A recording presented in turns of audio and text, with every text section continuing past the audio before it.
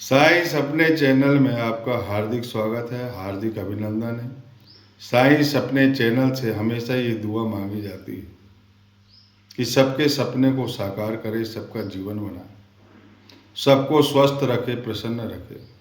और इसी प्रसन्नता में, मेरी प्रसन्नता में आपको प्रणाम करता हूँ और सबको सद्गुरु की जय जयकार करने के लिए कहता हूँ, ओम साईं राम कहता हूँ।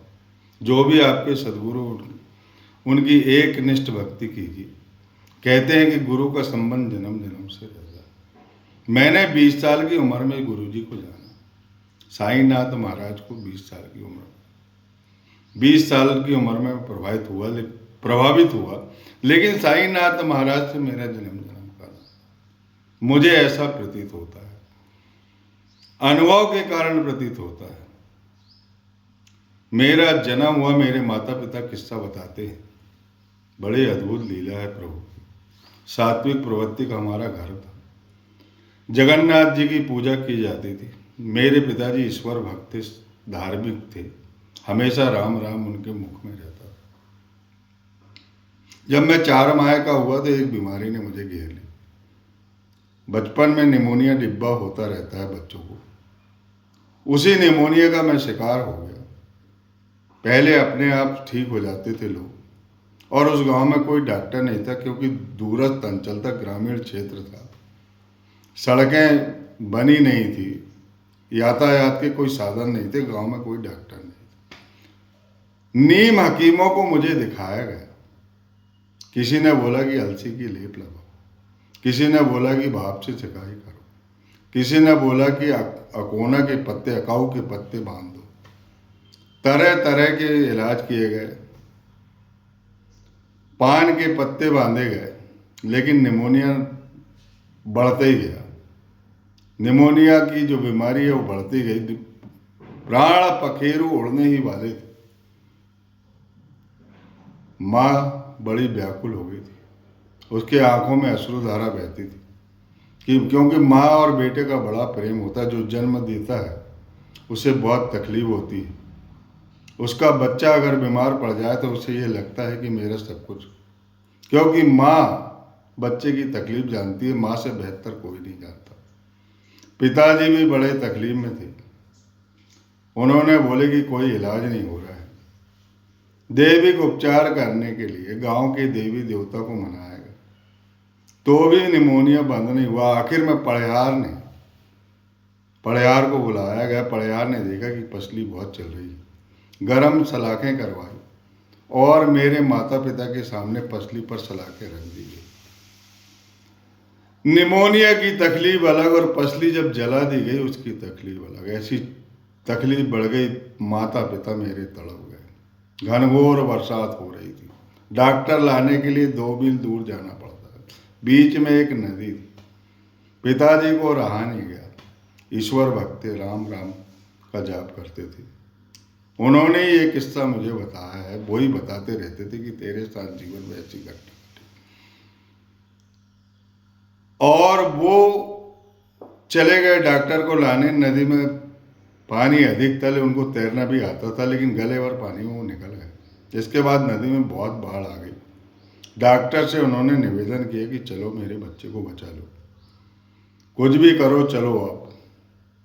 एक घोड़ा तय किया गया, उस घोड़े पर डॉक्टर को लाया गया। जब नदी उतर गई, काफ़ी टाइम हो गया, लेकिन इधर सांसें चल रही थी, अंतिम सांसें चल रही थी।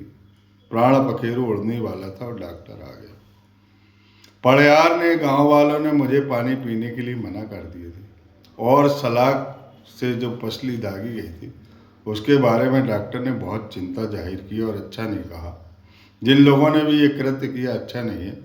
उसने, बेचारे ने, डॉक्टर ने, भगवान जैसा आया, शायद वो मेरे जीवन के साईनाथ महाराज ही रहे होंगे। उन्होंने मुझे इंजेक्शन लगाया, दवाई दी और रात भर पानी पिलाने के लिए बोला, और ये फोड़े में लगाने के लिए दवाई दिया जो पसली जलाई गई थी। और रात भर पानी पिलाने और दवाई पीने के बाद मैं सुबह जीवित हो गया। मेरी सांसें अच्छी चलने लगी और मैं धीरे से 2 दिन में ठीक हो गया। खुशी का प्रसन्नता हो गई। ईश्वर का शुक्रगुजार करते करते मेरे माता पिता थकते नहीं थे, ऐसे बताते हैं। इसके बाद में जब 6 साल का हुआ, मेरे को नदी में तैरना नहीं आता था, बाढ़ वाली नदी में मैं कूद गया। लेकिन पता नहीं उस नदी के बहाव में एक तरफ मैं चला गया और ऐसा लगा कि किसी ने हाथ पकड़कर मुझे किनारे कर दिया और एक झाड़ी पकड़कर मैं किनारे पर पहुंच गया। मुझे घर में बहुत डांट लगी। उसके बाद जब मैं 9 साल का हुआ था, जब मुझे एक बैल ने मुझे पटक दिया, क्षतिग्रस्त कर दिया। दोनों पसली जहाँ दागी गई थी वहीं पर उसके सींग लगे थे। बेहोश हालत में मेरे जन्म स्थान पर किसी आदमी ने मुझे ला के रखा। उसके बाद मेरा होश आया और जब मैं 20 साल का हुआ तब मुझे ये अनुभव हुआ कि साईं नाथ महाराज मेरे पास थे, क्योंकि उन्होंने मुझे स्वप्न दिखाने का सिलसिला चालू कर दिया था। और स्वप्न में उन्होंने सारे संकेत दे दिए थे कि मैं तुम्हारे साथ जन्म जन्म से हूँ। 42 साल बाद, उनकी पुण्यतिथि के 42 साल बाद मेरा जन्म हुआ। सदगुरु ईश्वर स्वरूप होते हैं और वो किसी भी हालत में अपने भक्त के कष्ट का शोषण कर लेते हैं। और सदगुरु पर अगर जो विश्वास करता है वो इस भवसागर से पार होता है। मुझे अनुभव हुआ।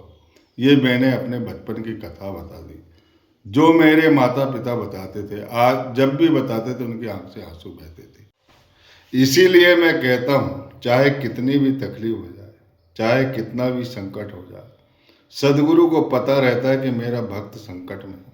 अपना विश्वास जो वो डगमगाना नहीं चाहिए। जो कुछ करेंगे गुरु जी करेंगे। गुरु कृपा अनंत है। वो किसी भी हालत में अपने बच्चे को अवश्य बचाते हैं। लेकिन संकित विचारधारा, संकीर्ण विचारधारा, ये कम पावरफुल है, वो कम पावरफुल है। एक निष्ठ भक्ति अपने गुरु की करना चाहिए, क्योंकि सर्वव्यापक गुरुदेव जो है वो सभी प्राणियों के अंदर विराजमान है, सभी देवताओं के अंदर विराजमान है।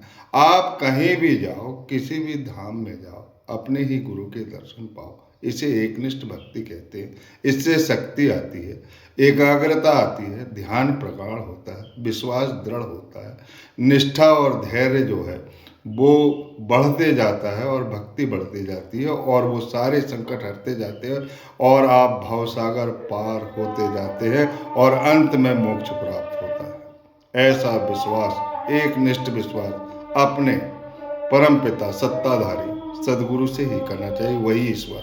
बोलिए सच्चिदानंद सदगुरु साईं नाथ महाराज की जय।